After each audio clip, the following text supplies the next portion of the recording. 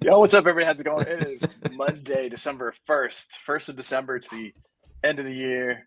Oh my Oh gosh. my God. Holy crap. Oh my heck. This year's over. Weeks away. Yeah, crazy. There's a ton of stuff that's happened in packaging over the last year. There's a ton of stuff happening in packaging over the next year. We've got our buddy Corey, the Caveman Connors, coming in live from Seattle. What's up, buddy? How's it going? Trademark. Good. How are you? Yeah. Awesome, man. You sent over some messages this morning on what we can talk about today, about some food, or I guess retro packaging and movies.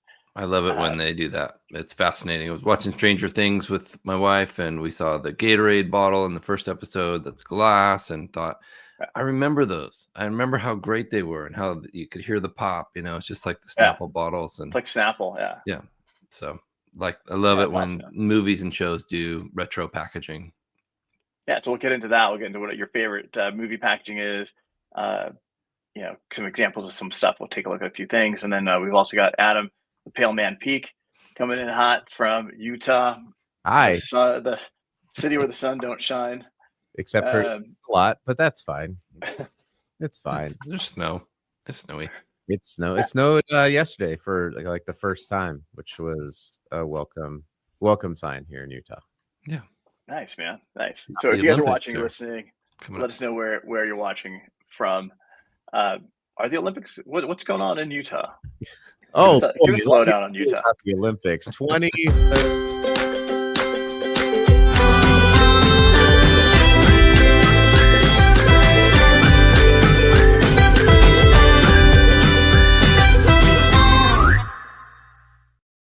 That's when I said, in the way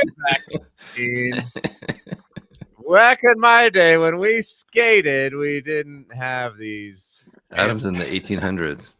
That's right. I thought we were talking about retro packaging.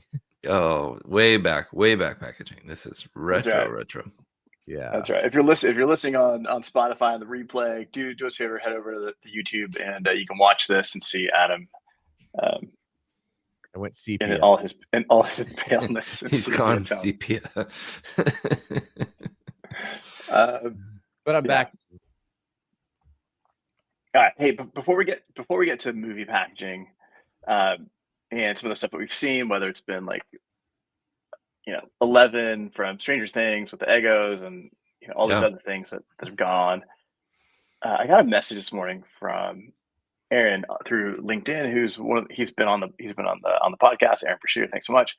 I'm gonna share my screen and show you this thing because this is pretty nuts. I'm gonna test it. I don't know if it works, but it's some new fangled AI thing. So that's Ellen Iverson for anyone listening. Ellen Iverson. Mm-hmm. That's right. Yep. Basketball player. Famous. All right. So you can see my screen here. Yeah. Yeah, I do want to talk to you about sports here in a minute. Hello, Avelio. Yeah, hello, Avelio. All right, so what this is Gemini, and Gemini does Nano Banana. What I did is I dropped in a artwork on a die line on a template. It's a folding box, something I created for an episode on packaging a box where I redesigned some packaging that's on shelf. Now I'm going to go ahead and I'm going to ask it to generate a folded version of this die line into a box. And I want to see if this works. Hello, Avelio. It's thinking. Something went wrong. 13. So, all right. So, man, that's what I love about being live. Let's try it one more time. Okay, this is really great content. Better than our show on Wednesday. I heard you're just supposed to put "do better" and it will be better. If you write it, hey Gemini, suck less. Yeah. That's be right. less terrible. Oh, bring it back up. Let's go. No, it's not doing anything. I can't. It's not listening. Sometimes that AI does whatever it wants. Now it's trying to sell me the pro version. Yeah. Hey, If you had the pro oh, version, it would work. I promise. yeah, it's like pay me $30 a month and I'll do this for you. Yeah. Um, Adam wrote a book. Should we talk about that? did he? What book did you write? Yeah, I It's did. about it's about skincare. Yeah. And I'm happy to kind of share the process. Yeah, it's about weenus. No, I've been thinking about writing this book for a while now, kind of documenting my sales process and how I had to lean into my pastoral background to come up with a sales process. And so I converged the two things.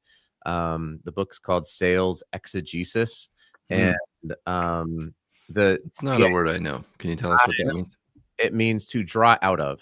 It actually is a really helpful process for most decision making, not just like how to sell, but it says like you start with what you can observe is true, and then you build from a foundation of truth versus, and I talk about this, eisegesis, which is to layer on top of, and it's what a lot of people do. So they say, I have a belief, and I'm just going to fill my brain with stuff that supports my belief already, and that's where you get to places which are not great. So I just kind of go through that process. I apply it to sales specifically.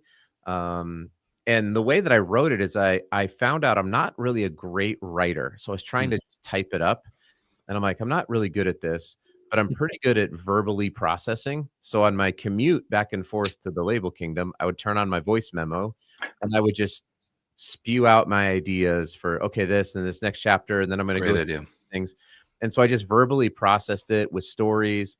And then I did actually use Gemini to help me craft the transcript of all my thoughts. Must have been the paid version. It was the paid version, yeah. Yep. and then actually work as a sort of a ghostwriter and editor to help put some form and function to the book. And then I went through and edited it myself, but it was a way for me to write a book using my thoughts, using my ideas, without having to sit there and manually type 100 pages out. Because I don't know that I don't think I ever would have done that. Right. Use the 20-minute drive back and forth to work every day to come up with the book. So I was pretty. That's awesome, man. Congratulations. Thanks. Yeah, and Amazon Direct Publishing is pretty crazy because it lets you upload the manuscript, upload the cover, and then it will publish with Kindle or paperback or hardcover, and they just print on demand and then ship. So there's no out-of-pocket cost, which is pretty wild. So yeah, it's a quick read. I try to not make it too fluffy. Do you want Avelio to read the Audible version for you? In probably in Spanish, in Italian. He could do all three versions. Yeah, dude, I got to tell you, so my kid launched a couple books through that Amazon thing. I mean, she was making bank. She was selling, hundreds of these a month, and a competitor of hers filed a complaint, and her book and her entire store got shut down because of a term that she used, which they don't own, but they claimed it was a copyright infringement. So terrible. I think the last $1,000 they owed her, they didn't pay, and then they shut down her entire store. So we've been trying to fight that, but yeah, that's not good luck. I hope that doesn't happen. That's crazy. But, I mean, it's just like anything, right? If you want to own something, then you probably have to buy it, right? Like I could buy and invest in and own hundreds of books if I wanted to, and then ship them out from here and do all of that stuff. But I'm going to try this path because I did that with the kids book, and I was left with a few hundred kids books that have not sold, and it's just, and then it can feel kind of wasteful. It's like, what do I do with all this? I give them away, I mean, I'm trying to get them out, but this seemed like a less wasteful. So yeah, it's exciting. Comes out on Friday in paperback. It's pre-order on Kindle right now. Yeah, so thanks for asking. Congrats, man. That's a lot of work. Yeah, it was. Yes, it was a lot of work over a long period of time, meaning to develop the thoughts. But the actual execution of it has been surprisingly painless. I even ordered hard copies just to proofread, and they showed up 2 days later. I uploaded the manuscript, I uploaded the cover, and I said, "Yeah, I'd like some author copies." I paid $2, per book, and they showed up at my house in 2 days, and I read through it. I was like, that's crazy. Yeah. Awesome. So hopefully you didn't find any typos in that. I'm sure there are. There's going to be I'm sure someone's going to read it and be like, this was wrong. And I'm going to, okay, yeah, I'll fix it on the next one. Yep. All right. Well, for anybody that's waiting, I'm going to show you this anyway. Oh, great. Everybody's waiting Going for this back to point. Gemini. Finally. Hey, Yeah, it finally. worked. That's just Sorta. a screenshot. Avelio actually did that manually. Right. So I put in this die line tuck box. If you can see that here. Yep. Has to generate a 3D version of it. And then it spit out this, which it's kind of close, sort of what it was, but not really. It added nutritional facts, which is kind of cool, but it didn't fold it properly. I asked it to do it again, and it did a bigger version of it. But interesting, right? Being able to take a die line and sort of fold it. I think I've seen examples where it does work, but they're much simpler designs. I think this won't take much longer for this to start working, right? So if you're in, if you can't develop 3D, if you can't do 3D, like I can't generate 3D images, I can't do that stuff. I don't use SolidWorks or any of that, but I usually just lay everything out on a die line. I can Photoshop a 3D version of it. It takes me quite a while, but I can. I've been throwing stuff into chat and having it generate mockups and then placing pieces on there, or I have my team that does 3D work on that stuff. But being able to throw a die line into one of these AIs and say, "Hey, generate a 3D version of this," and have it work. That's awesome. I mean, that's really gonna streamline some workflow for a lot of people. A lot of my packaging designer friends would actually print out that version, the flat version, and then fold it up in a little tiny paper version to see how it works. And I thought that was pretty smart. So that's way before AI stuff. Yeah, a little bit. Yeah, but absolutely. Yeah, absolutely. What you can do with some of these AI models is you can actually, in Gemini, you can create your own gem, and you can train that gem to be a 3D generator, so it's not dependent on just generic. I think that might be the paid version. Sorry, Avelio. But you could actually train it to know exactly what you're trying to get it to do and how it's supposed to hold and how it's supposed to look using physical representation. So you can say, this is the die line. You could print it out. You could fold it, and then you can actually train your own kind of internal thing. I think the other thing that I've been figuring out is that like coding software is actually super easy now. Like anybody, and I mean this, anybody can build. I had a friend of mine who asked me, "Hey, can you help me?" She had lost access to her website, and it was not good. Somebody had access to it. They were causing some problems. So she's like, "I don't know what to do. It's been stressing me out for a year." And I use Lovable. I grabbed the URL, I pulled it into Lovable, and I just said like, "Hey, I need to recreate this. This is what's going on." I just typed conversationally, and within an hour, I had a new URL, a new website, fully functional, up and running, ready for her to go. And I'm not a coder. It's pretty wild. It's awesome. What the things that can happen. You're a hacker. You're a hacker now. Totally hacked. You hacked it, bro. Make a movie about you. Yeah. Yeah, exactly. All right. Well, let's get to this movie packaging. Before we get to this movie packaging, though, I got to tell you, I watched this movie last night. I'm not a big sports guy. You've heard this before once or twice. Now I can't think of the movie. It's called Gleason. Have you seen this movie? It is like the most horrible, sad movie on earth. Gleason. Yep. Played for New Orleans Saints. Had some pretty big plays with them. Gets ALS. His wife's pregnant, and then it just completely. It's just him documenting the progression as he is on this downward spiral, and his wife is about to give birth, and he's recording daily messages to this kid that he'll never get a chance to speak to. It was let me tell you. It's powerful. It's it's not a bedtime movie for sure. No. Yeah. And I'm glad that this will be a nice transition into packaging movie. Speaking of movies. Oh Did my he drink God. any Gatorade?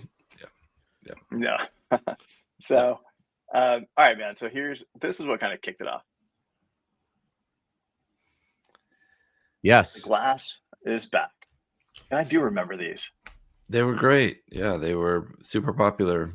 I think for some reason it's just a very good memory of this kind of packaging. And when I saw the glass bottle in the show and on this ad, I thought, oh wow, that's such a great idea from Gatorade and PepsiCo. Just brilliant to bring this back. Yeah, and James, the website's is Lovable. Yeah, lovable.dev is the site. Yeah, so I think it'll be interesting to see because it's a limited release. It's obviously a nostalgia play, but is there going to be a brand? Do we think like let's say Gatorade decided to just go all in on glass? Yeah, is there? Do you think there's enough retro interest? No, if they just pivoted all the way. I mean, because glass as a utility for packaging with a sports drink is pretty bad. It's heavy. You're not gonna throw it in your gym bag or something like that. Right. Well, I remember the Snapple bottles. Yeah. That would in my high school, I'm not going to tell you what year it was, but we had a vending machine where you would select the Snapple that you wanted and it would drop.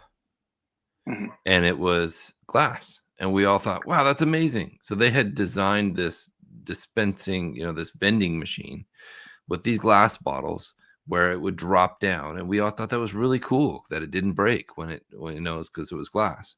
But I think they just had a really strong design and a really neat vending machine. But I don't know, that they were very popular in high school for sure. Yeah, I mean, I think there's a lot of popularity. There weren't very many options back then either. So. True. Yeah. Right. Yeah, back in the 1960s, life was invented. Life moved pretty fast. Yeah. No, but I remember these. Like you can see a little bit of that grip, that texture up on the neck of this bottle. I remember that. And, oh yeah. Yeah, and just like the logo across the top here in the glass, definitely that pop when you turn that. I mean, it's super nostalgic. You'd see it, if you see it today, you'd be like, oh, that's kind of cool. Maybe I'll pick one up. Yeah. I couldn't tell the last time I drank a Gatorade myself, though. Yeah, not very often, but I think it's good memories. And they also have a pizza box that they're doing. I saw in the grocery store for the Stranger Things as well. Yeah, there's the Eggo boxes. I was also thinking about E.T. with the Reese's Pieces, the little candy, that the boy was dropping, so the creature would come out. It's amazing. Exactly, Hugh. Right, the amount of smashed glass at school gyms would be nuts. True. Yeah, I remember if you smacked the open mouth of the partially empty bottle, like the bottom of the bottle would pop out. Yeah. Like the bottom disc of the glass would pop out. Like everybody would sit there and try to challenge each other. Good and party throw trick. That disc at each other. Good times. I think a brand that I would love to see go all in on retro and just, I mean, Gatorade's not the brand that should do it because, like we discussed, it would be a disaster. But it's a cool limited release. I think Pizza Hut just needs to own it. They already have a little bit of the brand equity, and there is something about the nostalgia for me of going to a Pizza Hut, especially like our school had the reading book it club. And if you read enough books, then you got these things and you got to go in for a free pizza. And it was this big deal. I just think that Pizza Hut's kind of gotten lost in the pizza world a little bit. And I'm like, man, if they were to just go all in with like the retro arcade games, the old booths with the table tents, like, still have delivery and do all that, but like they tried to compete with Domino's and they tried to in Papa John's, and I'm like, man, you guys should just own you own the retro category. At least you could. Right. It's like the rock and roll. Become the Shakey's. Yeah, it's like the radio station that was the rock and roll station. Just changes their name to Retro Rock and keeps all the same music. You know, it's just just own that. I love it. Yeah. Or like how the oldies stations are now playing the stuff that we listened to in high school. Like, That's what I mean. Yeah, your rock and roll oldies. Yeah, yeah. You know, these guys obviously. Yeah, I mean, these guys obviously. Yeah, there's Pizza Hut, right? Great job of it. Yep, absolutely. And that Doritos bag came back, I think, like a year ago. You know, where they brought back that retro style. Same ingredients as today, but just the bag was different. More PFAS. You know. You know, this example here, this is huge, right? Mm-hmm. FedEx. And Wilson. And Wilson. Yeah, the volleyball. Yeah. Yeah. Do brands, I mean, I think it's probably a stupid question, but like, did FedEx and Marlboro and like, I'm guessing they pay a pretty penny to be in these movies, right? I'm sure. Yeah. That movie with Tom Hanks was huge. so much about FedEx. I mean, there was the airplanes, they talked about FedEx a lot. Yeah. Well, I mean, like, Hugh, how much would your syrup company pay to be the syrup provider in the remake of Elf, for example? Right. Oh yeah. Oh, I was thinking Uncle Buck, but Elf, that's a good one. Oh yeah, Uncle Buck, the pancake mix. Yeah, right. Yeah, I don't know. There's got to be so much value in these movies, and that's why we're proud to announce that we are coming out with the very first packaging movie. Right. And you can have your BMC featured for a low price of $2.5 million. Oh, there you go. That's right. I mean, everybody remembers this famous scene. Yeah. You know. That's where I knew I recognized that shirt from somewhere. Yeah, I didn't know you borrowed that from Greece. That's great. Borrowed it. That's product placement, baby. What are you talking about?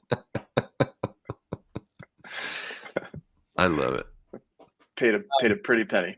Okay, so I have a question. Speaking of products, I'm thinking of this is a live question here. I'm thinking of killing the Shopify site with like packaging stuff, because here's the deal, everybody. These sites cost money to keep up. Oh. And I'm just kind of like, I don't think that people really love packaging so much that they want to own shirts like this or whatever it is, right? Like, I could have the design and still just order one on Canva or whatever, like a one-off thing, but to keep an entire storefront up seems, am I crazy? I mean, obviously we don't really promote it a lot, but I'm like, nobody's asking me like, hey, where did you get that packaging shirt? Is that bumperlabels.net? I get stopped at least once a day from my living room to my kitchen. You're wearing that again? Should December 1st be the last day and we just kill the, I'm thinking of that, and like Weenus Lube. I haven't promoted that much. I'm like, these things that I didn't realize. I was like going through my bills with my wife, and I was like, oh my gosh, the inflation add up. Shopify has gone up. I had no idea. It could probably be done with that. Yeah. So you heard the first on the Packaging Today show.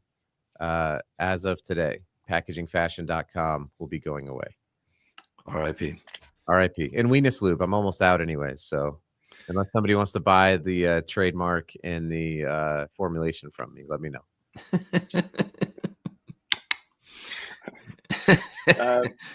Hey man, you gave it a shot.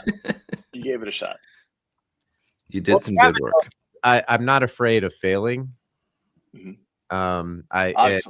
Obviously I'm really good at it. I've become a professional at failing. But it's okay. I think that people don't do things because they're afraid. And I've been one to. Well, and you taught your son some lessons about business, and that was really cool. And I learned about Shopify. I learned, I've learned a ton. Obviously, the podcast was something that started, and this thing is like, it's. I just want people to know, like, it's okay to start things and fail. Like, that doesn't make you a failure. It just means that the thing didn't work, and that's fine. Yeah. The more you know. It's like Nuprin. Little yellow, different. All right. Like All that I right. just- So we're gonna Right. we're gonna wrap this up. How you know I'll tell you what. retro and in our 40s, because I'm just like, it's always around. There we go. All right, we're gonna wrap this up. Thanks for joining us, Hugh. I think Hugh's the only guy. And, Thanks, Hugh. James. Yeah. Do us a favor, comment, ask questions on here. We'll keep watching and answering any questions. But that was one of the lessons in that movie Gleason, which was like, don't stop trying just because things aren't looking your way. So that was definitely go check that movie out. Love it. Thanks, I think Andrew. it's like on Amazon Prime or something. Yep. But yeah, man, we'll see you guys Wednesday. We'll be back, and hopefully we'll have a special guest with us to share more about compostable packaging.